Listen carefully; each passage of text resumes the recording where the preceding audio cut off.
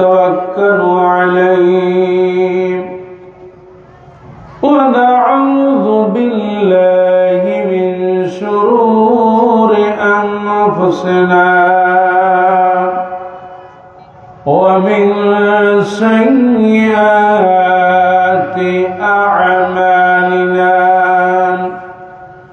من يهده الله فلا مضل له ومن يضلل فلا هادي له ونشهد أن لا إله إلا الله وحده لا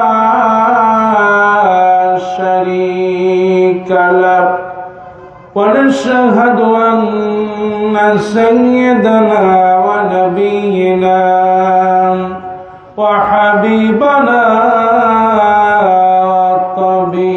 وطبيبنا الذي أرسله بالحق بشيرا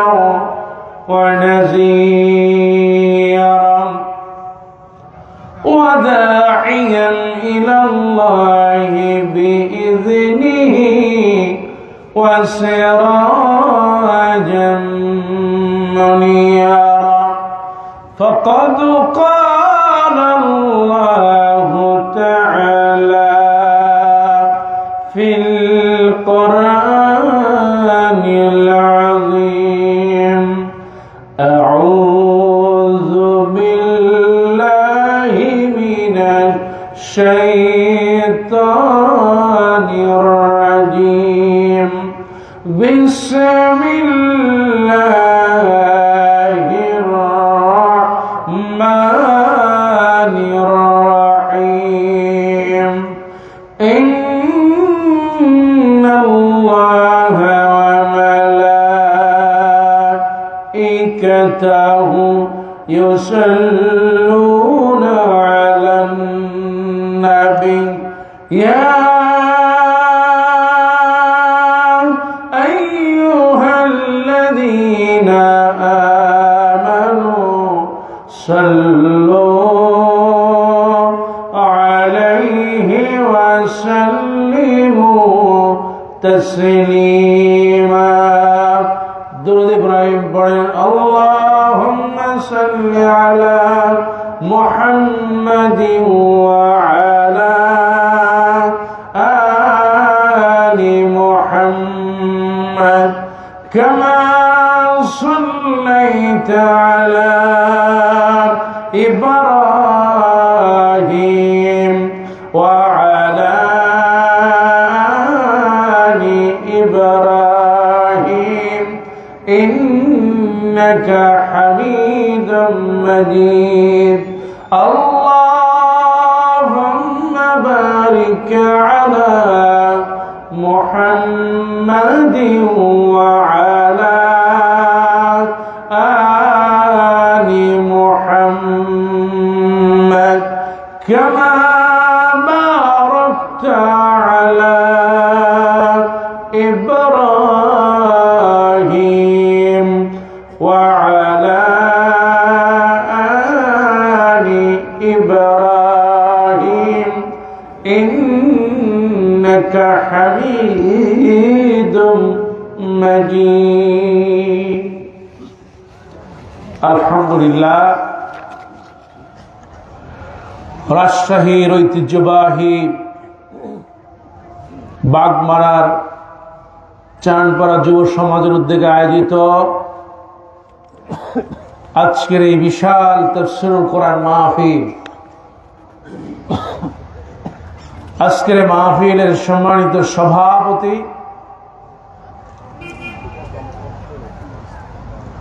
Bhabaniganj clinic এর সম্মানিত পরিচালক বাংলাদেশ জামাত ইসলামীর সম্মানিত নায়েবে আমির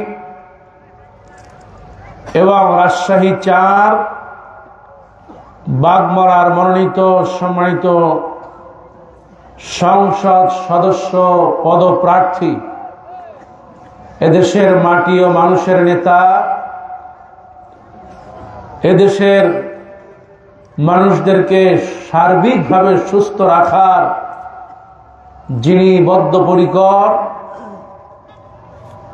জনাব আলহাজ ডক্টর মোহাম্মদ আব্দুল বারী হাফিজাহুল্লাহ আতাআল্লাহু আমরাহু ওয়া বারাকাল্লাহু ফি হায়াতিহি, আমরা আল্লাহর কাছে দোয়া করছি আল্লাহ পাক তার হায়াতে বারাকা দান করুন, বলি আমিন। তিনি যে খেদমতগুলো করে যাচ্ছেন দীর্ঘ বছরের পর বছর, আল্লাহ পাক যেন এই খেদমতের গুলো জান্নাতের ওসিলা বানিয়ে দিন, বলি আমিন। আজকের সম্মানিত প্রধান অতিথি, বাগমারা উপজেলা বিএনপির সম্মানিত আহ্বায়ক, বিএনপি মনোনীত সংসদ সদস্য পদপ্রার্থী, এদেশের আর এক জাতীয় বীর ডক্টর জি.এম. জিয়াউর রহমান জিয়া, দোয়া করছি তিনি যেই খেদমতগুলো করেছেন, ভালো কাজগুলো করেছেন, আল্লাহ পাক যেন তার ভালো কাজগুলো কবুল করেন, বলি আমিন। আজকের সম্মানিত আহ্বায়ক, ভবানীগঞ্জ পৌর বিএনপি এবং ভবানীগঞ্জের সাবেক মেয়র, যাদের সম্পদ প্রতিষ্ঠান, যাদের অর্থায়নে, যাদের জমির উপরে দাঁড়িয়ে আছে, অনেক অংশই যাদের ত্যাগ এবং কোরবানির ফসল, জনাব মোহাম্মদ আব্দুর রাজ্জাক প্রমাণিক সহ যে সমস্ত বিশেষ অতিথিরা আছেন, আলোচনা করেছেন জনাব মোহাম্মদ রাকিবুল ইসলাম সিরাজি, হাফেজ কারি মোহাম্মদ রাশিদুল ইসলাম, হাফেজ মাওলানা মোহাম্মদ আব্দুল নূর শাহ, আরো যারা আছেন প্রধান পৃষ্ঠপোষক সহ অন্যান্য দায়িত্বশীলরা, আমার সামনে হাজারো জনতা, পর্দার আড়ালে আমার দিনদার মুতাহহারা তয়্যিবা আল্লাহওয়ালা মা এবং বোনেরা, আজকের মাহফিল থেকে আল্লাহর কাছে সাহায্য চাই, আল্লাহ পাক যেন সকলের জন্য মাহফিলটা নাজাতের ওসিলা বানিয়ে দিন, বলে আমিন। আর মুসলমান জোরে বলেন না আমিন। বাগমারা, আমার বাড়ি হচ্ছে বাগেরহাট, আমি ঢাকায় থাকি, আমার গ্রামের বাড়ি হচ্ছে বাগেরহাট। তো একদিকে বাগের হলো হাট বসাইলাম আমরা, আর বাঘটারে মেরে দিলেন আপনারা। আরে বাঘের হাট থেকে বাঘ নিয়ে এসে বাগমারা এসে মেরে ফেললেন। বাঘ ঠিকই আপনারা বাড়ছেন, ঠিকই আপনারা বাঘতে মারতে পেরেছেন। এই কারণে এই বাগমারা হচ্ছে রাজশাহী নয়, গোটা বাংলাদেশে একটা পরিচিত নাম। এই বাগমারাতে কোন সন্ত্রাসীকে জায়গা দেয় না, কথা ঠিক কিনা? এই বাগমারার অনেক ইতিহাস ঐতিহ্য আছে, কাজী সারা বাংলাদেশের ভিতরে একটি নাম হচ্ছে বাগমারা। এই বাগমারার সন্তানেরা, তারা এই বাংলাদেশ থেকে জালেমকে চিরদিনের জন্য বিদায় করেছে, কথা ঠিক কিনা? আল্লাহর কাছে সাহায্য চাই। এই বাগমারার হাজারো তরুণ যুবক, আল্লাহ সবাইকে কবুল করেন, বলে আমিন। বাগমারার ইতিহাস হচ্ছে গৌরব উজ্জ্বল ইতিহাস। বাগমারার ইতিহাস হাজার বছরের পুরনো ইতিহাস। এদেশের মায়েদের ঐতিহ্য আছে। বাংলাদেশে দিনদার, পরস্পরিতা, আত্মীয়তা, নমনীয়তা, খোদা ভীরুতায়, পরপাকের দিক থেকে এই বাগমারার মানুষ অনেক এগিয়ে আছে, কোন আলহামদুলিল্লাহ। কিন্তু এই জায়গায় জালেম ছিল না, কি বলে, আহা কত জুলুম করেছে। যারা এই বাগমারার উপরে জুলুম করেছে, নির্যাতন করেছে, আল্লাহ পাক তাদেরকে এই জমিন থেকে কুত্তার মতো বিদায় করেছে, কথা ঠিক কিনা? আমার প্রিয় ভাইরা, আমি আজ কোরআন থেকে তাফসীর করে আগে কয়েকটা কথা বলতে চাই। আমি আজ কোরআনুল কারীমের ছোট্ট একটি সূরা থেকে তাফসীর করব, খুব বেশি লম্বা সময় নিব না ইনশাআল্লাহ। আজ শুরুতেই আমি দোয়া করছি এদেশের আপসহীন নেত্রী, যিনি 4 দলীয় ঐক্যজোটের অন্যতম প্রধান ভূমিকা পালন করেছিলেন, এদেশের লাখো কোটি জনতা হৃদয়ের মানুষ হচ্ছেন বেগম খালেদা জিয়া বরাবর। তিনি আপসহীন নেত্রী। তার চোখের সামনে তার স্বামীর স্মৃতিময় ক্যান্টনমেন্টের বাসা তার চোখের সামনে গড়িয়ে দিয়েছে। তিনি সেদিন চোখ থেকে পানি ঝরেছেন আর বলেছেন, আমি এর বিচার ওই আল্লাহর কাছে দিলাম, যিনি একদিন বিচার করবেন। বিচার করছেন নাকি করে নাই? শুধু তাই না, তার সন্তানটাকে আহারে জেলখানায় দিয়া পিটায়া হাড্ডি ভেঙে ফেলল। চোখের সামনে ছেলেটা মরে গেল, ছেলে হারাস, স্বামী হারাস, সন্তানটাকে জেলে বন্দী করাস, তারপরে নিজে জেলে বন্দী থাকলেন, তারপরও জালিমের কাছে মাথা নত করে। তার বাড়ির সামনে যখন বালুর ট্রাক রাখা হয়েছিল, তিনি বলেছিলেন সময় আসবে, আজকে যে নির্যাতনার জুলুম চালাচ্ছে, আলেমদেরকে জেলখানায় বানাচ্ছে, আল্লামা সাঈদী সহ বড় বড় আলেমদেরকে জেলখানায় রেখেছে। কথাটা ঠিক কিনা? তিনি বলেছিলেন সময় আসবে, কাঁদতে কাঁদতে চোখ অন্ধ হয়ে যাবে, ওই চোখ দিয়ে টাকা রাখবে না। কথা কম। আজকে তাকায় দেখেন না স্বরাষ্ট্রমন্ত্রী, ওর চেহারার দিকে তাকাইলে মনে হয় কুত্তায় পায়খানা করছে। কথা কম। খালেদা জিয়ার দোয়া কবুল করলেন কে? আর মুসলমান জয় বলো কে? শুধু তাই না, কোরআনের পাখি আল্লামা সাঈদী বলেছিলেন সময় আসবে এমন পালাবার মতো ইন্দুরের জায়গা পাবে না। কথা ঠিক কিনা? আমাদেরকে আগাবাদী বলো, আমাদেরকে বলো মৌলবাদী। উপরে থাকো, আগায় আসো, ভালো থাকো, ফলমূল খাও, কোনো অসুবিধা নাই, বেশকি মারবা না। খবরদার বেশকি মারবা না। যদি বেশকি মারো 18 কোটি জনগণ মিলে এমন সাকি দিব, মামুবাড়ি দিল্লি গিয়ে বলবো। কথা কম। পালায় গেছে কোথায়? দিল্লি গেছে। দুনিয়ায় আর কোথাও জায়গা হলো? কোরআনের পাখির কথাও মিলে গেছে, বেগম খালেদা জিয়ার কথাও মিলে গেছে। কথা কম। চিন্তা করেন, খুব বেশি সময় লাগে, কেমনে আল্লাহ পাক উল্টাই দিলেন।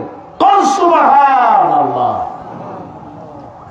আমার ভাইরা, শুরুতে দোয়া করছি বেগম জিয়ার জন্য, কারণ তিনি সব জাতীয় নেতৃবৃন্দকে ভালো রাখতেন, মোহাম্মত করতেন। আল্লামা সাঈদী, কামাল উদ্দিন জাফরি তাদেরকে বড় ভাইয়ের মতো সম্মান দিতেন। কাজেই আমাদের ইতিহাস হলো ঐক্যের আর ভালোবাসা। আমি আশা করছি এই বাংলা যারাই জাতীয় আসনে নির্বাচন করছেন পরস্পর ভাইয়ের মতো মিলে থাকবেন ইনশাআল্লাহ। আমাদের কোনো হিংসা নাই, কোনো বিদ্বেষ নাই। জনগণ যাকে দেবে তাকেই সংসদে পাঠাবেন। কথা বল। তবে মনে রাখতে হবে, অটো পাস করার, সিল মারার, ব্যালট বাক্স ছিনায় নেওয়ার দিন কিন্তু শেষ। কথা বল ঠিক কিনা? আমরা খুনি হাসিনা স্বৈরাচারের মতো ব্যালট বাক্স নিয়ে পালাতে দেব না। আমরা লক্ষ কোটি জনতা এই ব্যালট বাক্স পালাতে দেব। কথা ঠিক কিনা? জনগণ যাকে সমর্থন করবে সেই পার্লামেন্টে যাবে ইনশাআল্লাহ। আল্লাহর কাছে সাহায্য চাই, আল্লাহ তুমি কবুল করো বলে আমিন। আজকে যিনি সভাপতি আছেন দুই এক কথা না বললেই নয়। এই বাগমারার এমন কোন ঘর নাই যেই ঘরের ভিতরে তার হাতে লেখা প্রেসক্রিপশন নাই। কথা ঠিক না? 16টা ইউনিয়ন, 2টা পৌরসভা, এদেশের 3 লক্ষাধিক মানুষের কাছে প্রিয় একজন মানুষ, কোরআনের পাখি আল্লামা সাঈদী তাকে ভালোবাসতেন। সুবহানাল্লাহ। এই পৃথিবীর বিখ্যাত বড় বড় আলেমরা তাকে ভালোবাসেন। কাজে আপনারা যদি তাকে একটু ভালোবাসেন, আগামীতে এই বাংলাদেশ হবে কোরআনের বাংলাদেশ, ইসলামের বাংলাদেশ হবে। কথা বল ঠিক কিনা? তিনি যে খেদমত করছেন মানুষের দেহ মন সুস্থতার জন্য, আল্লাহ তার এই খেদমতকে কবুল করুন বলে আমিন। এই পোস্টারে যাদেরই নাম আছে প্রত্যেকের খেদমতকে আল্লাহ বারাকা দিয়ে ভরপুর করুন বলে আমিন। তাকে আর বেশি সময় বসায় রাখবো না, অনেক লম্বা সময় বসেছিলেন। দোয়া করবেন আল্লাহ পাক যেন ভালো মানুষদের দ্বারা জাতীয় সংসদের মাধ্যমে কোরআনকে এই বাংলাদেশে দ্বীনের জন্য, ইসলামের জন্য কবুল করেন বলে আমিন। আসুন আমরা শয়তানের ওয়াসওয়াসা থেকে মহান আল্লাহ সুবহানাহু ওয়া তাআলার কাছে পানা আছে শুরু করছি। পড়ুন সবাই। আউযু বিল্লাহি মিনাশ শাইতানির রাজীম। বিসমিল্লাহির রাহমানির রাহিম। ওয়াল আসরি ইন্নাল ইনসানা লাফি খুসর ইল্লাল্লাযীনা আমানু ওয়া আমিলুস সালিহাত ওয়া তাওয়াসাউ বিল হাক্কি ওয়া তাওয়াসাউ বিস সবর। একটু ধরে বলেন সুবহানাল্লাহ। আমার ভাব কোরআনুল কারীমে সর্বকনিষ্ঠ দিক দিয়ে যতগুলো সূরা আছে, আল্লাহ রাব্বুল আলামিন ছোট্ট একটা সূরা নাযিল করলেন। আমার আল্লাহ রাব্বুল আলামিন 3টি আয়াত দিয়ে একটি মালা গাঁথলেন, আর এই মালাটা মানুষের গলায় পড়ায় দিয়া আল্লাহ পাক একটা টিং টিং করা ঘড়ি দিয়ে দিলেন। ওই ঘড়িটা বন্ধ হয়ে যাবে, দুনিয়া থেকে মানুষ চলে যাবে। কতক্ষণ ঠিক কিনা? আল্লাহ রাব্বুল আলামিন বলেন ওয়াল আসর। সূরা ছোট্ট এতই মর্যাদাপূর্ণ আর এতই গুরুত্বপূর্ণ। ইমাম শাফিঈ রাহমাতুল্লাহ আলাইহি বলেন আল্লাহ রাব্বুল আলামিন যদি 114টা সূরা নাযিল নাও করতেন, সূরা ছোট্ট নাযিল করলে জাতির জন্য, উম্মার জন্য যথেষ্ট হয়ে যেত। সুবহানাল্লাহ। এটা এমন একটা সূরা, 114টা সূরা যদি নাও নাযিল করতেন, আল্লাহ পাক সূরা আসর নাযিল করলে যথেষ্ট। আল্লাহ রাব্বুল আলামিন বলেন ওয়াল আসরি ইন্নাল ইনসানা লাফি খুসর। পারেন না আপনারা? পড়েন সবাই। ওয়াল আসরি ইন্নাল ইনসানা লাফি খুসর ইল্লাল্লাযীনা আমানু ওয়া আমিলুস সালিহাত ওয়া তাওয়াসাউ বিল হাক্কি ওয়া তাওয়াসাউ বিস সবর। আল্লাহ রাব্বুল আলামিন এই সূরার শুরুতে প্রথমে একটা কসম করলেন। সুবহানাল্লাহ। আমার আল্লাহ পাক কসম করলেন সময়ের, কারণ সময় পৃথিবীর শ্রেষ্ঠ একটা দামি সম্পদ। সময় আছে বলে আমি মানুষ, আর সময় যখন থাকবে না, আমার পরিচয় মানুষ থাকবে না, আমার পরিচয় হয়ে যাবে লাশ। পরিচয় কি? এখন আমি মানুষ, আজ রাতেই যদি মরে যাই সকালবেলা আমার নাম হবে, নাম থাকবে না, একটা লাশ। ঠিক কিনা? আমার আল্লাহ পাক কসম করলেন, আল্লাহ পাক আপনার মর্যাদা বোঝানোর জন্য কসম করেছেন।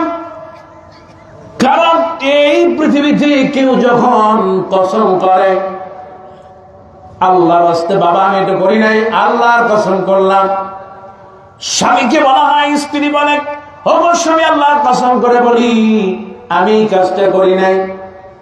মানুষ অধিক সত্যতা বোঝানোর জন্য, অধিক বিশ্বাস করার জন্য কসম করে। এবার আল্লাহ পাক অধিক বোঝানোর জন্য সময়ের কসম করলেন। সুবহানাল্লাহ। সময় পৃথিবীর শ্রেষ্ঠ সম্পদ। সময়। এই যে মায়েরা প্যান্ডেলে বসে আছে, কারো চুল পাকা, কারো চুল কাঁচা। সময় আছে বলে চুল কাঁচা আছে, সময় যখন থাকবে না পাকা হয়ে যাবে। সময় আছে বলে আমি বেঁচে আছি, সময় আছে বলে আমি আজ এখনো দুনিয়ার অধিবাসী। সময় যখন থাকবে না, দুনিয়ায় আমি থাকবো না, কবরে আমার বাসিন্দা হয়ে যাবে। আমার ভাইয়েরা, ও আমার মায়েরা, আমার আল্লাহ রাব্বুল আলামিন কসম করেছেন কোরআনুল কারীমে অনেক জায়গায়। আল্লাহ রাব্বুল আলামিন সূরা আসরের ভিতরে সর্বপ্রথম কসম করলেন সময়ের। এই সেই সময়ের কসম। কারণ মানুষের জীবন থেকে প্রতিটা সময়, প্রতিটা সেকেন্ড সময় চলে যাচ্ছে, না যেন কবর তার সামনে চলে আসতেছে। ও আমার ভাই, আপনি চিন্তা করেন, আপনি যদি এই জায়গা থেকে রাজশাহীতে চলে যান, এক একটা স্টেশনের পরে এক একটা স্টেশন, একটা সময় কিন্তু আপনার গন্তব্য ওই রাজশাহীতে আপনি পৌঁছে যাবেন। আমাদের এই পৃথিবীতে একটু চিন্তা করেন, আমার প্রথম স্টেশন হলো আমি দুনিয়ায় আসলাম, আর এই দুনিয়ায় যিনি আমাকে জায়গা করে দিলেন তিনি আর কেউ নন। তিনি কে? আল্লাহ পাক বলেন, কাইফা তাকফুরুনা বিল্লাহি ওয়া কুনতুম আমওয়াতান ফাহইয়াকুম সুম্মা ইউমীতুকুম সুম্মা ইউহয়ীকুম সুম্মা ইলাইহি তুরজাউন। একটু জোরে বলেন সুবহানাল্লাহ। আল্লাহ রাব্বুল আলামিন বলেন, কিভাবে তোমরা আল্লাহকে অস্বীকার করো? তোমরা সবাই ছিলে মরা, আমি আল্লাহ রাব্বুল আলামিন মরা থেকে জিন্দা করলাম। জোরে বলেন আলহামদুলিল্লাহ। আমাদেরকে দুনিয়ায় আসার আগে সবাই ছিলাম মরা, এতে কোনো সন্দেহ। দুনিয়ায় আসলাম, আলোর মুখ দেখতে পেলাম। আল্লাহ রাব্বুল আলামিন একটা টাইম ফ্রেম বেঁধে দিলেন। আল্লাহ পাক বলেন, দুনিয়া আসার পর আবার তোমাকে চলে যাওয়া লাগবে। সুম্মা ইউমীতুকুম সুম্মা ইউহয়ীকুম। সবাই মরে যাবে, দুনিয়ায় থাকবে না, কবরবাসী হয়ে যাবে। সুম্মা ইলাইহি তুরজাউন। আল্লাহর কাছে ফিরে যেতে হবে, এতে কোনো সন্দেহ। তার মানে আমার ভাইয়েরা, দুনিয়ার প্রথম স্টেশন হলো দুনিয়া আসলাম, এরপরে বালেগ হয়ে গেলাম, এরপরে আমার আল্লাহ রাব্বুল আলামিন আস্তে আস্তে করে আমাকে কবরের দিকে ধাবায় নিয়ে গেলেন। আমার ভাই, আমি যখন মিশরে ছিলাম, আমি যখন ছিলাম, এই সময়ের গুরুত্ব দিত না। ফেরাউন ছিল, ফেরাউন কখনো সময়ের গুরুত্ব দেয় নাই, বরং ফেরাউন বলেছে আনা রাব্বুকুমুল আ'লা, আমি সবচেয়ে বড় রব। কিসের আবার আসিয়ার রব, কিসের আল্লাহ, কিসের রব মূসা, আমি তো সবচেয়ে বড় রব। আনা রাব্বুকুমুল আ'লা, এই কথাটা ফেরাউনের। নাউযুবিল্লাহ। সমস্ত শক্তির মালিক কে? আর মুসলমান সবাই বলেন কে? ফেরাউনের কাছে যখন যাই, তখন চিন্তা করি এটা কত বড় ফেরাউন। কত মারাত্মক শয়তান। ফেরাউনকে দেখছেন আপনারা? আমি 2 বার দেখছি ফেরাউন। আল্লাহ পাক কোরআনের পৃষ্ঠায় পৃষ্ঠায় যার কথা বললেন, ও ফেরাউন, তোরা তো আমি দুনিয়ার ছেড়ে বিদায় দেব না। আমি আল্লাহ পাক তোর গোশতটাকে বাজায় রাখবো, বসতে দেব না, যাতে করে পৃথিবীর স্বৈর শাসকরা তোর থেকে শিক্ষা নেয়, কোনদিন যেন মানুষের উপরে জুলুম না করে। আজও সেই কায়রো মিউজিয়ামে 2 তলায় মিস্টার ফেরাউন শীতে শুয়ে আছে। ফেরাউন লম্বা কয় হাত? 60 হাত, 80 হাত, 120 হাত। আমি নিচে তারে মাপছি 2 বার। কয় হাত বলবো ইনশা, তবে এত না। আমার ভাইয়েরা, সময় আছে বলে আপনি আছেন। এই সময়ের গুরুত্ব এত বেশি আরে, অথচ মানুষ সময়ের গুরুত্ব দেয় না। একটা বরফ যেমনি করে গলে গলে চলে যায়, পানি হয়ে যায়, মানুষের জীবনটাও তো বরফের মতো গলে যায়।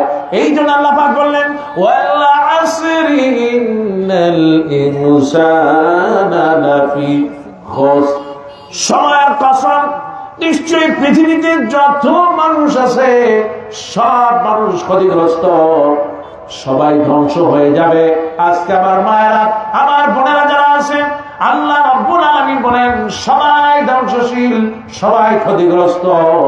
কিন্তু যারা 4টি কাজ করবে, আল্লাহ পাক বলেন ইল্লাল্লাযীনা আমানু ওয়া আমিলুস সালিহাত ওয়া তাওয়াসাউ বিল হাক্কি ওয়া তাওয়াসাউ বিস সবর। আল্লাহ পাক বলেন ইল্লাল্লাযীনা আমানু, নিশ্চয় যারা ঈমান আনবে, ওয়া আমিলুস সালিহাত, আর যারা ভালো কাজ করবে, ওয়া তাওয়াসাউ বিল হক, আর যারা হকের পথে থাকবে, হকের পথে থাকবে, হকের পথে থাকবে, ওয়া তাওয়াসাউ বিস সবর। আল্লাহ পাক বলেন যারা বিপদে মুসিবতে আর অভাবে অনাটনে, বিপদ মুসিবতে দুনিয়ার জীবনে ধৈর্য ধারণ করবে, এই 4টি আমল যারা করবে, এই 4টি কাজ যারা করবে, আল্লাহ রাব্বুল আলামিন বলেন তাম পৃথিবী ধ্বংস হয়ে যাবে, কিন্তু এই মুমিন মুমিনারা, এই নারী পুরুষ ধ্বংস হবে না। সুবহানাল্লাহ। আমার ভাড়া 1 নম্বর হলো ইল্লাল্লাযীনা আমানু, নিশ্চয় যারা ঈমান আনবে। আর আজকে মাহফিলে আমরা যারা হাজারো জনতা, আমরা সকলেই পড়ে নিয়েছি লা ইলাহা ইল্লাল্লাহু মুহাম্মাদুর রাসূলুল্লাহ সাল্লাল্লাহু রাসূলুল্লাহ বলেছেন, মান ক্বালা লা ইলাহা ইল্লাল্লাহ দাখালাল জান্নাহ। যে ব্যক্তি, যেই মা, যেই বোনেরা লা ইলাহা ইল্লাল্লাহ এই কালেমা পড়বে, সেই জান্নাতে যাবে। সুবহানাল্লাহ।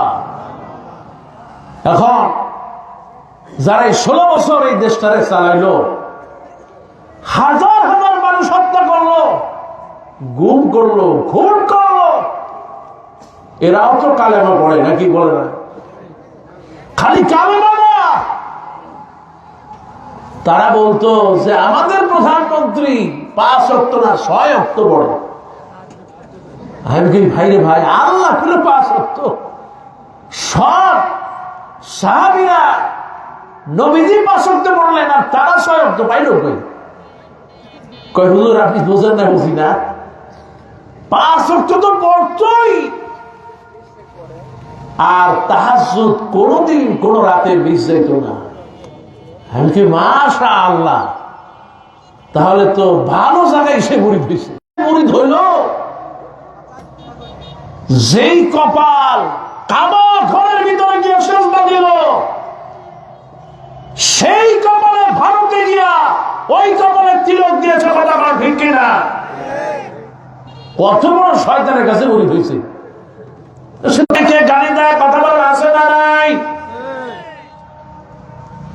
ইমাম শাফি রহমাতুল্লাহ আলাইহি বলেছেন, আমার আল্লাহ নবী এর দ্বারা বোঝাতে চাইলেন দুনিয়া থেকে যখন চলে যাবে, যখন মালাকুত মউত একেবারে সামনে চলে আসবে, মালাকুল মউত যখন চলে আসবে, হায় আমার মায়েরা, ও আমার মা, আমার বোনেরা, আমার আল্লাহ নবী বোঝাতে চাইলেন মৃত্যুর সময় যার কপালে, যার জবানে জারি হয়ে যাবে লা ইলাহা ইল্লাল্লাহু মুহাম্মাদুর রাসূলুল্লাহ সাল্লাল্লাহু, তার মানে হলো মৃত্যুর সময় সবার জবানে কালেমা নসিব হবে।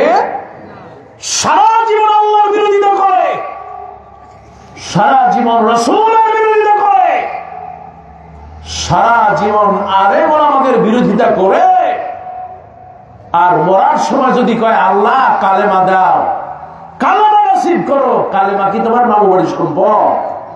কালেমা নসিব হবে? ও আমার ভাইরা, আমার মায়েরা, এই জন্য আজকে যারা আমরা মুত্তাকি, যারাই কালেমা পড়েছে তারা ঈমানদার। আর আল্লাহ পাক এই ঈমানদারদের ব্যাপারে বলেন ইন্নাল্লাযীনা আমানু ওয়া আমিলুস সালিহাতি কানাত লাহুম জান্নাতুল ফিরদাউসি নুজুলা। আল্লাহ পাক বলেছেন নিশ্চয় যারা ঈমান আনবে আর যারা নেক কাজ করবে, আল্লাহ রাব্বুল আলামিন বলেন আমি তাদের জন্য জান্নাতুল ফিরদাউসের মেহমান বানায় দিব। সুবহানাল্লাহ। আমার ভাই একটু খেয়াল করো, আমার মা, একজন ঈমানদার তার আমলটা কত সুন্দর হয়, একজন ঈমানদার তার ব্যবহার কত সুন্দর হয়, আর একজন ঈমানদার কতটা দিনের জন্য পরীক্ষা দেয়। আমার আল্লাহর নবীর সাহাবী হযরত মুসআব ইবনে উমাইর রাদিয়াল্লাহু তাআলা, একটু খেয়াল করেন আমার ভাইয়েরা, আমি যখন উহুদের ময়দানে গেলাম, উহুদের পাহাড় উপর থেকে দেখা যায় সবচেয়ে বড় একটা কবর। জিজ্ঞেস করলাম এই কবরটা কার? বলে কবরটা হলো আমিরুশ শুহাদা, আমির হামজা। সুবহানাল্লাহ। আমিরুশ শুহাদা, আমির হামজা। আলহামদুলিল্লাহ, আমাদের একজন আমির হামজা আছে। কথা বলা আছে না নাই? আহা, ভাইটা এত বিনয়ী, এত আল্লাহ আল্লাহ। গত বছর এই মাঠে ছিল, মাশাআল্লাহ। গত বছর এই মাঠে ছিলেন যে ভাই মুফতি আমির হামজা, আল্লাহ পাক তার হায়াতে বারাকা দিয়ে বলে আমি মাসের পরে মাস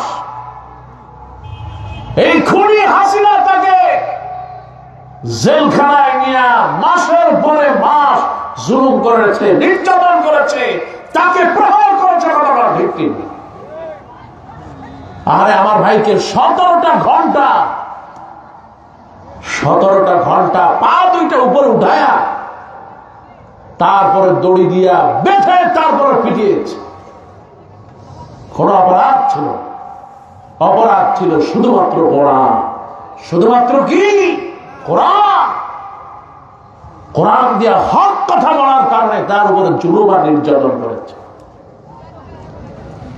আহা, ভাইটাকে ঠিক মতো খেতে দেওয়া হয় নাই, এত জুলুম করেছে। হারে পায়ের তলে তারপরে লাঠি দিয়া দিনের পর দিন পিটিয়েছে। ওরা চেয়েছিল আল্লামা সাঈদীর মতো করে আমির হামজাকেও বিদায় করবে, কিন্তু রাখার মালিককে মুসলমান জন্য বলেন কে?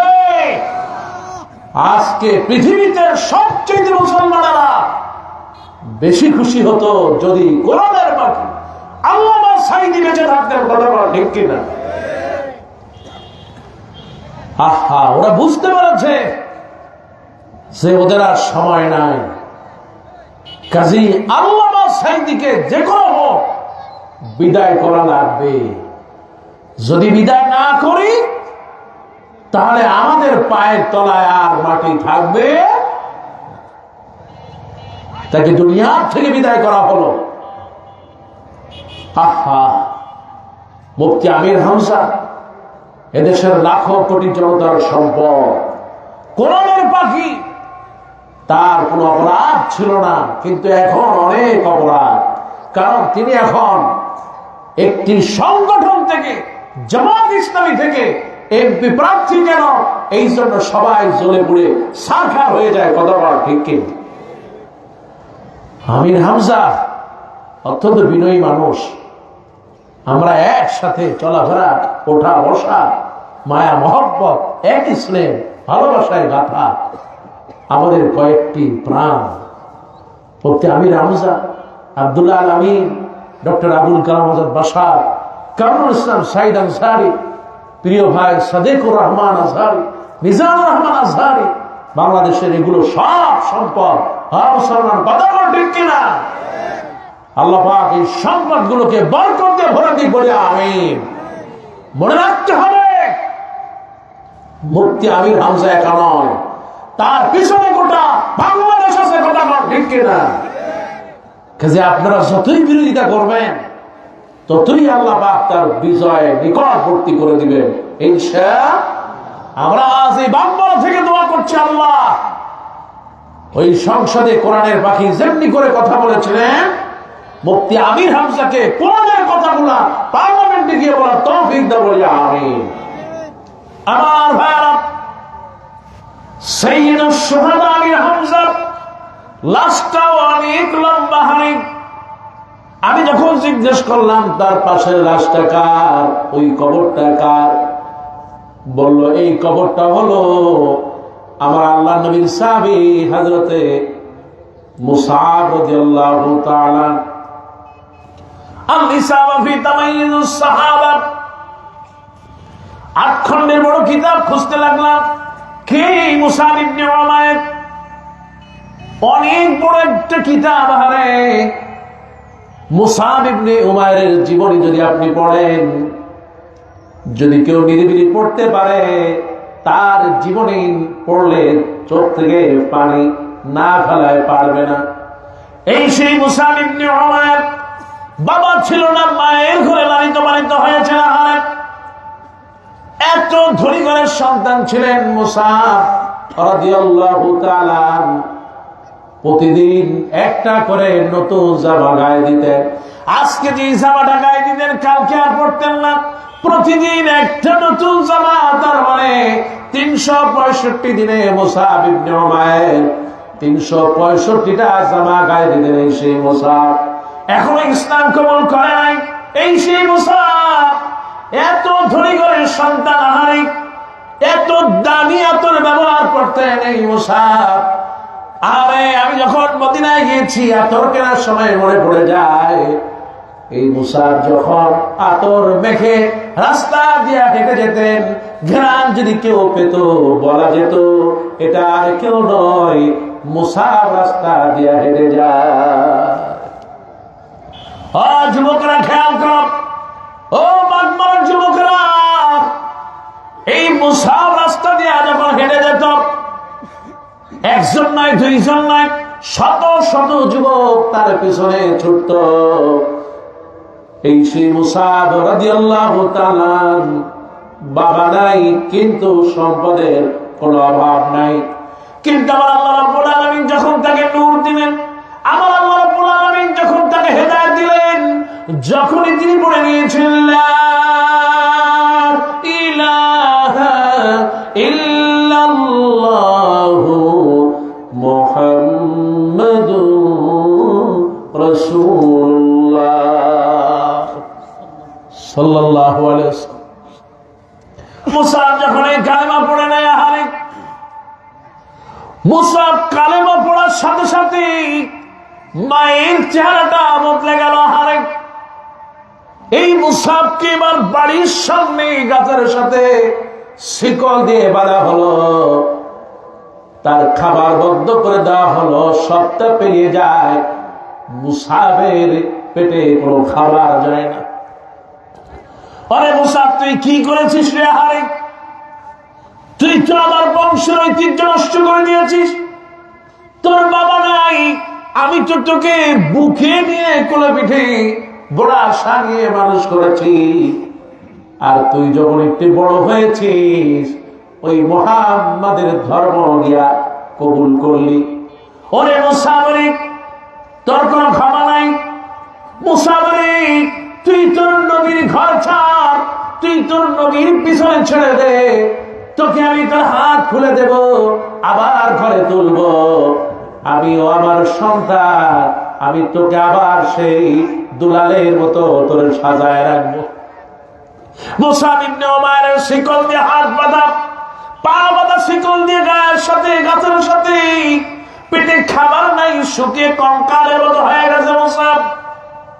এবার বলতেছে, গো মা, এই তাম পৃথিবীর সমস্ত সম্পদ যদি তুমি আমাকে দিয়ে দাও, আর যদি আমাকে এই পৃথিবীর যা কিছুই তুমি দাও না কেন রে মা, আমি তোমার ঘর ছাড়তে পারি মা। আমি আমার যত সম্পদ আছে সব ছেড়ে দিতে পারি, কিন্তু মাগো, যেই নবীর কাছে আমি কালেমা পড়েছি, ওই নবীর মহব্বত থেকে আমি দূরে সরতে পারবো না। আল্লাহ নবীর সাহাবী হযরত মুসা রাদিয়াল্লাহু তাআলা, এবার মায়ের মন হারে। পৃথিবীর সব মায়ের মনটাই নরম থাকে, কারণ এই পৃথিবীর শ্রেষ্ঠ একটা শব্দ হলো মা। বলেন কি? ও আমার ভাইয়ারা, আপনারা হজ করতে যান, পবিত্র কাবার গিলাফ ধরেন, ওই মক্কাতুল মুকাররমা, ওই যে মক্কায় যান, ওই মক্কার প্রথম অক্ষরটা হলো ম। প্রথম অক্ষর কি? ওই মদিনাতুল মুনাওয়ারায় চলে যান, মদিনার সর্বপ্রথম অক্ষর হলো। ও আমার ভাইরা, আমার মায়েরা, আপনি মসজিদে সালাত আদায় করতে যান, মসজিদের প্রথম অক্ষর হলো।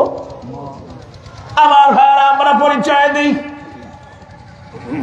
আমরা হিন্দু নয়, বৌদ্ধ নয়, খ্রিস্টান নয়, আমরা সবাই হলো মুসলমান। সবাই কি বলে? আমরা সবাই মুসলমান। আর এই মুসলমানের প্রথম অক্ষরটা হলো কি? ও আমার ভাইরা, আমার মায়েরা, খেয়াল করো, আমার মায়েদেরকে আল্লাহ পাক এত মর্যাদা দিয়েছে। এই মক্কার যদি মিম না থাকে, মদিনার যদি মিম না থাকে, আর মুসলমানের যদি মিম না থাকে, আর মসজিদের যদি মিম না থাকে, ম না থাকে, তাহলে মক্কা থাকবে না, মদিনা থাকবে না, মসজিদ থাকবে না, মুসলমান থাকবে না। আজকে আমার মায়েদেরকে আবার আল্লাহ পাক এত মর্যাদা দিয়েছে, আবার পৃথিবীর শ্রেষ্ঠ শব্দ হলো মা। জোরে বলেন কি? আরো জোরে বলেন, শ্রেষ্ঠ শব্দ হলো মা।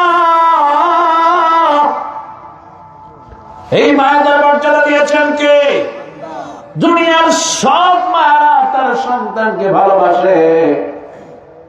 মা ফর্সা, কিন্তু সন্তানটা যদি কালো হয়, তবু মায়ের কাছে এই সন্তানটা একটা চাঁদের আলো। সুবহানাল্লাহ। আর মায়ের মমতার ভালোবাসা এত বেশি। মুসাবকে এতদিন না খাওয়া রেখেছে, আর মুসাবকে এত কিছু বলার পর মুসাব যেন আর ফেরে না। মায়ের মন নরম হয়ে গেল, ছেলের কষ্ট আর মা সইতে পারে না।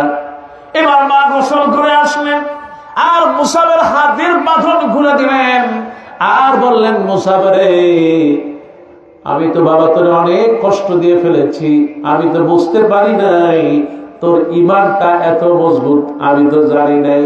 ওরে বাবা, তুই তো কোনো খারাপ জায়গায় যাস নাই, আমি গোসল করে এসেছি রে মুসা, তোর নবীর কাছে আমাকেও নিয়ে যা, আর পড়ায় দিলাম ইলাহা ইল্লাল্লাহু মুহাম্মাদুর রাসূলুল্লাহ সাল্লাল্লাহু। মা ইসলাম কবুল করলেন, সন্তান করলেন। আমার আল্লাহর নবী বিশ্ব নবী মুসাবকে বললেন, মুসাব রে মদিনায় চলে যাও। মদিনায় সর্বপ্রথম যিনি রাষ্ট্রদূত হলেন, ইসলামের রাষ্ট্রদূত, তিনি আর কেউ নন, তিনি এই মুসাব। মদিনায় সর্বপ্রথম আযান দিলেন, মদিনায় সর্বপ্রথম খুতবা দিলেন, মদিনায় জুমার নামাজ পড়লেন সর্বপ্রথম এই মুসাব। মদিনাতে ইসলাম প্রচারের বাতি যিনি জ্বালালেন, তিনি এই মুসাব। শত শত সাহাবীকে ইসলামের পথে, কোরআনের পথে নিয়ে আসলেন এই মুসাব। ও আমার ভাইরা, দাওয়াত দিতে গিয়ে মুসাব কখনো বেহুশ, কখনো না খেয়ে হারে, কখনো পেটে পাথর বেঁধে উপরে শুয়ে থাকতেন। এত কষ্ট করেছেন মুসাব। আমার ভাইরা, আমার মায়েরা, আপনারা জানেন একজন সাহাবী 70টা তালি দিয়ে জামা গায়ে দিত। মদিনা যাওয়ার পর অভাবের জীবন, তিনি আর কেউ নন, আল্লাহর নবীর সাহাবী হযরত মুসাব। মদিনায় ইসলাম প্রচার প্রসার হতে লাগলো। আবার আল্লাহর নবী মদিনায় গেলেন, বিশ্ব নবী মদিনায় গেলেন। এবার সাহাবীদেরকে বললেন, উহুদের দামামা বেজে উঠেছে, ও সাহাবীরা নাম লেখাও, কে কে যুদ্ধে যাবে। টাকা পয়সা জমা করো। মহিলারা নাকের ফুল, কানের দুল, গলার বালা, হাতের বালা মহিলারা খুলে দিন, স্তূপ হয়ে গেল। আবার আল্লাহর নবী বিশ্ব নবীর সাহাবীরা নাম লেখাতে থাকলেন।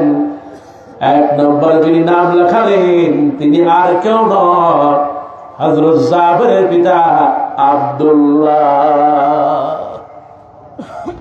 আমার আল্লাহর নবী বিশ্ব নবী রাহমাতুল লিল আলামিন কালেমার পতাকা ধরলেন। কালেমার পতাকাটা হাতে নিয়ে আমার আল্লাহর নবী বিশ্ব নবী রাহমাতুল লিল আলামিন কালেমার পতাকা ওই আল্লাহর নবীর সাহাবী হযরতে মুসাবের হাতে দিয়ে দিলেন। ও মুসাবে, তুমি প্রথম মদিনায় এসেছো রে মুসাব, এই কালেমা তোমার হাতে আমি দিয়ে দিলাম রে মুসাব। ও মুসাব, এই কালেমা জমিনে ফেলবে না, তোমার অনেক কষ্ট হতে পারে, তারপরেও এই কালেমার পতাকা উঁচু করে রাখবে। যুদ্ধ শুরু হয়ে গেল উহুদের ময়দানে। আমার আল্লাহর নবীর সাহাবী হযরত মুসাব কালেমার পতাকা নিয়ে সামনের দিকে আগাচ্ছেন। আরে কাফির বেঈমানদের হত্যা করে সামনের দিকে আগায়। হঠাৎ করে একটা তরবারির আঘাত মুসাবের ডান হাতটা কেটে গেল। কালেমার পতাকার ডান হাতে ধরতে পারলেন না। আল্লাহর নবীর সাহাবী মুসাব কালেমার পতাকা বাম হাতে করে উঁচু করে রাখলেন। আল্লাহু আকবার। ডান হাত কেটে গেল, রক্ত ঝরতেছে। কালেমার পতাকা ছাড়লেন না, বাম হাত দিয়ে উঁচু করে ধরে রাখলেন। আবার কত দূর চলতে লাগলেন, ইসলামের বিজয় হবে। হযরত মুসাব কালেমার পতাকা বাম হাতে নিয়ে অনেক দূর যেতে লাগলেন। হঠাৎ করে আরেকটা তরবারির আঘাত আসলো, বাম হাতটাও পড়ে গেল, কিন্তু মুসাব কালেমার পতাকা ছাড়লেন না। কিতাবের ভিতরে আসছে আল ইসাবা ফি তামাইয়ুস সাহাবা, সাহাবীদের জীবন চরিত্রের ভিতরে কিতাবের মধ্যে বর্ণনা করেন আমার আল্লাহর নবীর সাহাবী মুসাব রাদিয়াল্লাহু তাআলা ডান হাতটাও কাটা, বাম হাতটাও কাটা। আমার আল্লাহর নবীর সাহাবী 2 দাঁত দিয়া কামড়ায়া কালেমার পতাকা উঁচু করে ধরলেন, জমিনে পড়তে দিলেন না। 2 হাত দিয়ে রক্ত ঝরতেছে হারে।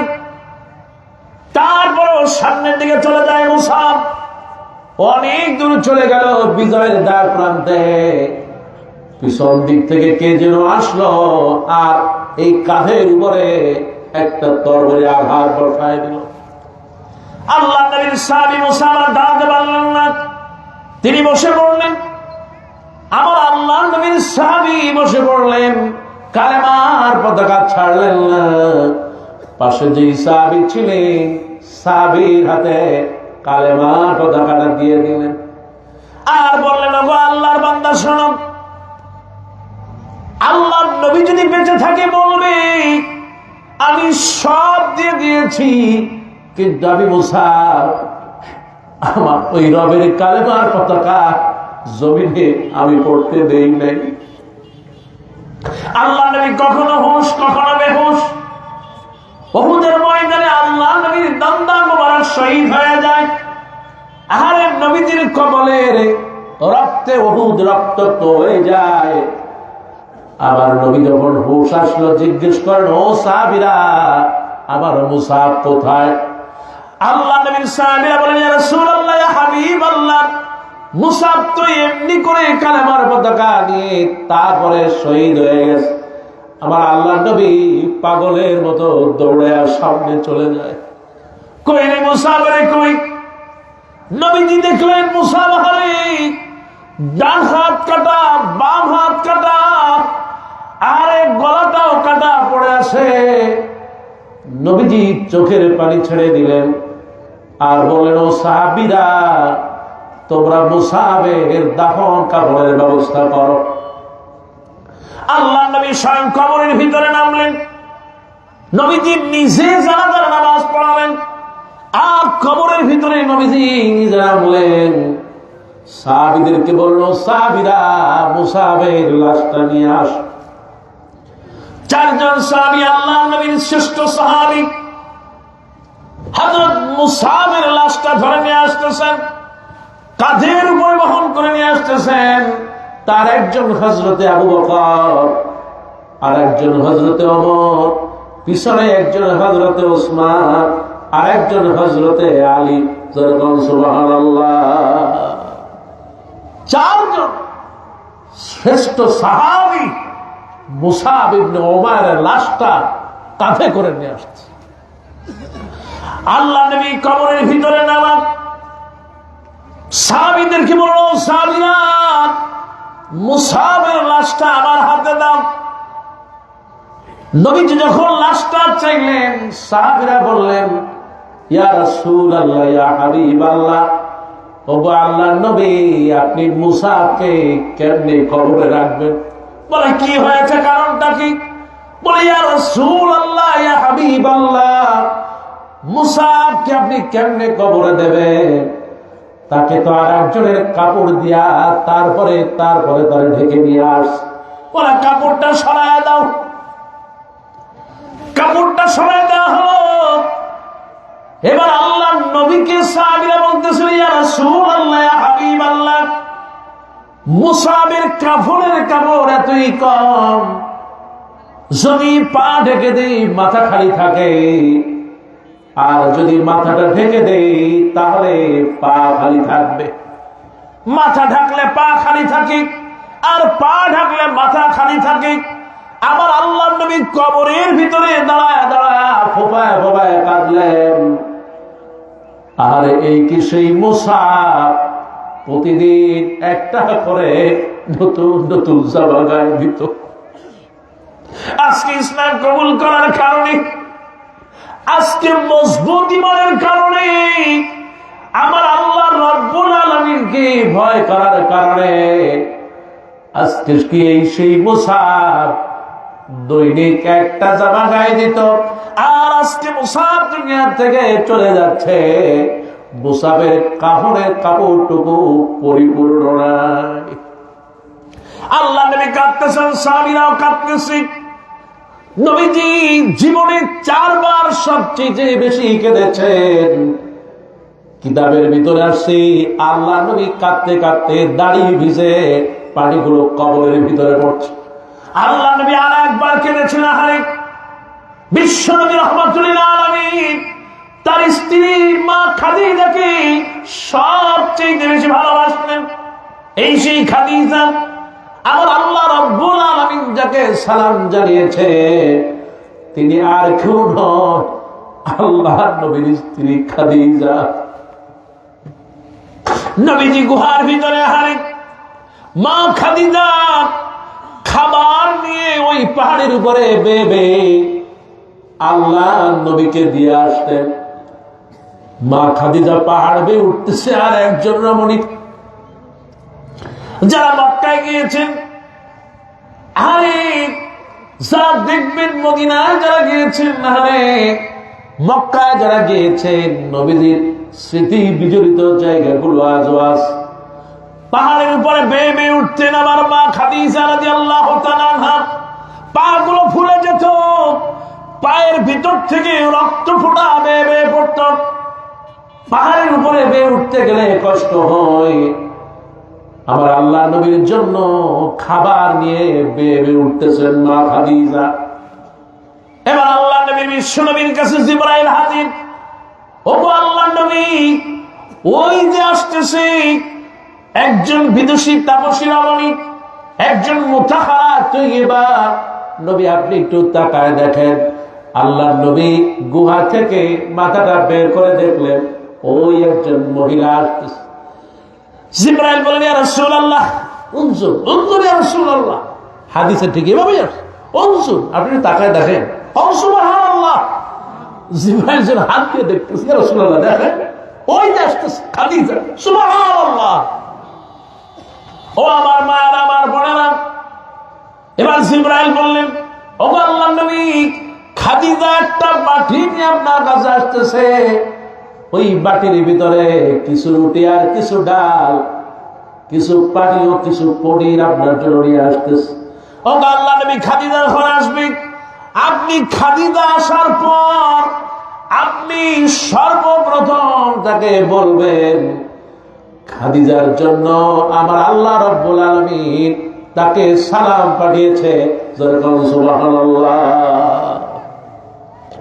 জিবরাইল বলেন, ইয়া রাসূলুল্লাহ, এই পৃথিবীতে কত নারী দেখেছি, খাদিজার মতো কাউকে পাই নাই। ও আল্লাহর নবী, খাদিজা যখন আসবে আপনি বলবেন আমি জিবরাইল খাদিজাকে সালাম জানিয়েছি। আল্লাহ সালাম জানান, খাদিজাও সালাম জানান। সুবহানাল্লাহ। আল্লাহ সালাম জানিয়েছেন, জিবরাইল জানিয়েছেন মা খাদিজাকে। খাদিজা রাদিয়াল্লাহু তাআলা আনহাকে বলেন, খাদিজা আজকে তো তোমার কপাল খুলে গেছে। সুবহানাল্লাহ। হে রাসূলুল্লাহ, কি হয়েছে? আমি আবার কি কোনো অপরাধ করলাম? বলে না খাদিজা, আমার আল্লাহ তোমাকে সালাম দিয়েছে। সুবহানাল্লাহ। ও খাদিজা, জিবরাইলও সালাম দিয়েছে।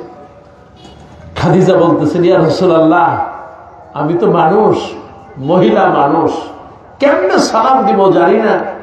আপনি আমার পক্ষ হয়ে আল্লাহ এবং জিবরাইলকে সালাম দিয়ে দেন। সুবহানাল্লাহ। এই মা খাদিজাকে আল্লাহ নবী এত ভালোবাসতেন। নবীজি মা খাদিজাকে এত মহব্বত করতেন। আরে মা খাদিজা যতদিন ছিলেন আমার আল্লাহ নবী দ্বিতীয় বিয়ে করেন নাই। এই সেই মা খাদিজা রাদিয়াল্লাহু তাআলা আনহা দুনিয়া থেকে বিদায় নিয়ে গেছে। মসজিদে নববীর ভিতরে আল্লাহ নবী দুইটি হাত তুলে দিয়েছে। রব্বুল আলামিন, ওগো আল্লাহ, আমার খাদিজাকে মাফ করে দাও। আল্লাহ নবী বলেছেন আমার খাদিজাকে মাফ করে দাও। ফুপায় ফুপায় কাঁদতেছে। পিছনে হযরতে আম্মা জানা আয়েশা। আম্মা জানা আয়েশা হাত তুললেন, বললেন হাবিব। এবার যখন নবীজি মুনাজাত শেষ হয়ে গেল, আম্মা জানা আয়েশা বলেন, ইয়া রাসূলুল্লাহ, ইয়া হাবিবাল্লাহ, আপনি বৃদ্ধ একজন নারীকে বিয়ে করেছেন, অথচ তিনি দুনিয়ায় নাই, তার জন্য আপনি কাঁদতেছেন। এমন কি ছিল তার ভিতরে? আম্মা জানা আয়েশা যখন এই কথা বলেন, নবীজি চোখ থেকে আরো পানি বের করে দিলেন। আরে ও আয়েশা, তোমরা তো সময় আমার সুখের দিনের স্ত্রী, কিন্তু খাদিজা ছিল আমার দুঃখের দিনের একমাত্র স্ত্রী। সুবহানাল্লাহ। আর এই কাবার সামনে আমাকে যখন কাফের বেঈমানেরা গরুর নারী ভুঁড়ি দিয়ে আমাকে ঢেকে রাখতো, আমাকে যখন জুলুম আর নির্যাতন করতো, ওই খাদিজা ঘরে থাকতেন না, দৌড়ায় এসে আমাকে সহযোগিতা করতেন। সুবহানাল্লাহ। আমার আল্লাহ নবী বিশ্ব নবী রাহমাতুল্লিল আলামিনের কাছে একটা গলার মালা এনে নবীকে দেওয়া হলো। নবীজি গলার হারটা দেখে হাউমাউ করে কাঁদলেন। সাহাবীরা জিজ্ঞেস করে, ইয়া রাসূলুল্লাহ, ইয়া হাবিবাল্লাহ, আপনি তো জীবনে কোন সম্পদের জন্য কোনদিন কাঁদেন নাই, কিন্তু আজকে আপনার চোখে পানি দেখতেছি নবী। ও আল্লাহর নবী, একটা হাড়ের প্রতি আপনার এত আকর্ষণ হয়ে গেল, আপনাকে কি এই দুনিয়ার সম্পদের মোহে আপনাকে পেয়ে গেল? হাতটার কি অবস্থা পছন্দ হয়েছে কি আপনার? আমার আল্লাহ নবীর ঈশ্বর নবী রাহমাতুল্লিল আলামিন বলেন, সাহাবীরা তোমরা তো চিনতে পারো নাই, এটা হলো আজ থেকে 25 বছর আগে যে আমার স্ত্রী খাদিজা চলে গিয়েছে। এই 25 বছর আগে আমি খাদিজাকে যে গলার হার দিয়েছিলাম, আজকে 25 বছর পর আমার সামনে হাতটা চলে আসলো। ওই গলার হাত দেখে আমি আর স্ত্রী থাকতে পারি নাই, আমার চোখে পানি চলে আসছে। জোরে বলুন সুবহানাল্লাহ। ও আমার ভাইরা, এবার যখন আল্লাহর নবী কবরের ভিতরে, সাহাবীদেরকে বলো, সাহাবীরা মুসাবের লাশটা আমার কাছে দাও। আমার আল্লাহর নবী মুসাবের লাশটাকে কবরে রেখে যতটুকু কাপড় ছিল মাথার অংশ ঢেকে দিলেন, আর ওই মরুভূমির ঘাস দিয়া তার পা ঢেকে দিয়া চাঁদতে বসায় দিলেন। জোরে বলুন সুবহানাল্লাহ। হ্যাঁ যুবকরা, একজন সাহাবী মুসাব ইবনে উমাইর আল্লাহর জন্য, দ্বীনের জন্য সব কিছু বিলিয়ে গেছেন। দুনিয়াতে যা করেছেন আল্লাহর সন্তুষ্টির জন্য। কাজে আমাদের সকলের রব তিনি কে? মুসলমান সবাই বলে তিনি কে?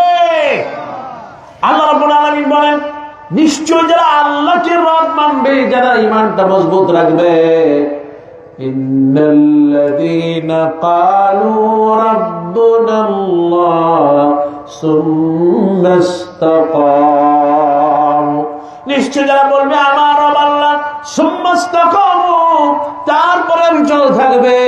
আল্লাহ পাক বলেন, তাতানাজ্জালু আলাইহিমুল মালায়েকা, আমি আল্লাহ রাব্বুল আলামিন ফেরেশতা পাঠায়া সাহায্য করব। সুবহানাল্লাহ।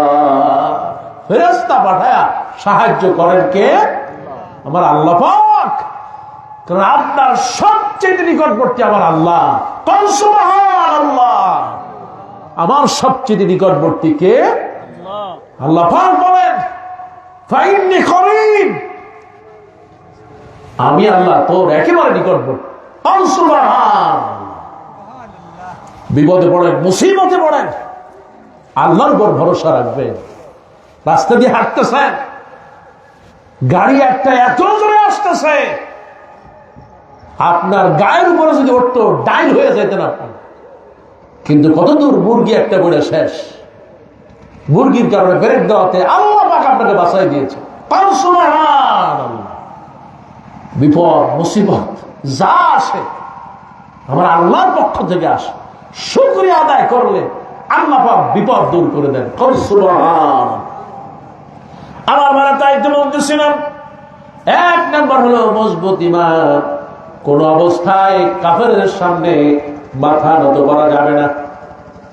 2 নম্বর আল্লাহ পাক বলেন, ওয়ামিলুস সালিহাত, নেক আমল করবে, উঠতে বসতে সব সময়, জবানে সব সময় আমার আল্লাহ রাব্বুল আলামিনকে স্মরণ করবে। উযকুরুল্লাহ কিয়ামান ওয়া কুউদান, বসে আছো, দাঁড়ানো আছো, সর্ব অবস্থায় আল্লাহকে স্মরণ করো।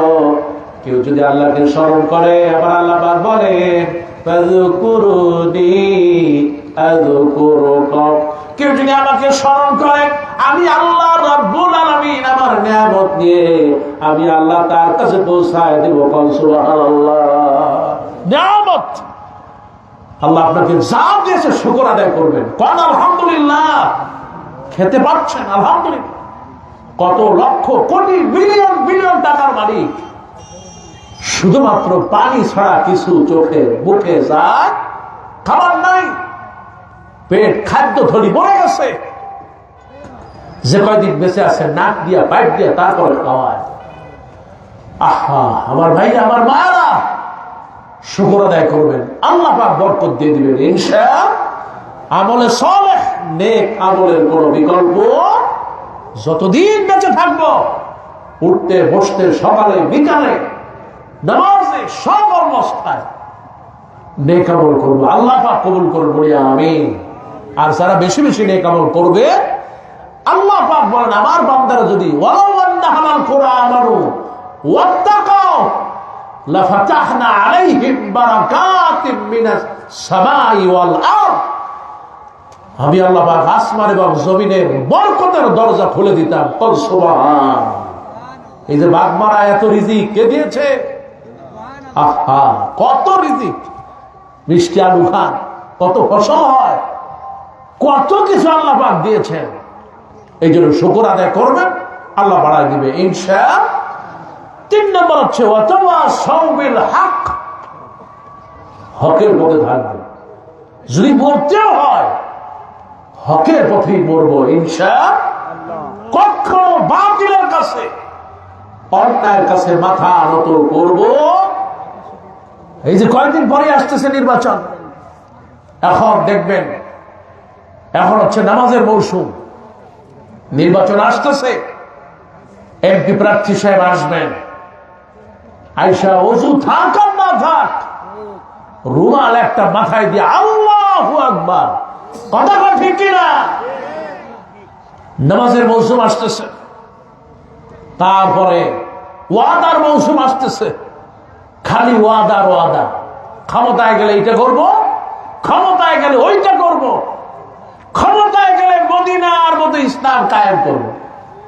ও মিয়া, নিজের 5 ওয়াক্ত নামাজ ঠিক মতো পড়তে পারে না, শরীয়ত কি জিনিস তাই বলে না, মদিনার ইসলাম কায়েম করতে চায়, অথচ নিজেদের পবিত্র এই মুখে আল্লাহর নবীর দাড়ি পর্যন্ত নাই। কথা বল ঠিক কিনা? মদিনার ইসলাম, এই যে আল্লাহ নির্বাচন আসতেছে, এইটা করবো সেইটা করবো। একটা সময় এদেশে বলেছিল 10 টাকায় চাল খাওয়াবো, জন্মের খাওয়ার খাওয়াইছে। কথা বল, ঘরে ঘরে চাকরি দেব, বিদ্যুতের উপরে বাড়ি বানায় দেব, সিদরাতুল মুনতাহায় জান্নাত বানায় দেব। ঠিকই বানাইছে। বাংলাদেশ থেকে লক্ষ মিলিয়ন বিলিয়ন ডলার তারা পাচার করছে, জনগণের টাকা। ওই যে প্যান্ডেলে বসে আছে আমার বৃদ্ধ বাবা, বুড়া মানুষ, কৃষক, তার বিক্রি করা ফসলের টাকা বিদেশে পাচার করেছে। ও মুসলমান, কথা বল ঠিক কিনা? আল্লাহ পাক সে কারণে জালেমদেরকে কখনো ক্ষমা করে। আমার ভাই, আমার মায়েরা, হকের পথে থাকবেন। হকের দাওয়াত যদি আপনি দিতে পারেন, আল্লাহ পাক বলে ওয়াতাওয়াসাউ বিল হাক্কি ওয়াতাওয়াসাউ বিস-সাবর। হকের পথে থাকবে, ধ্বংস হবে না।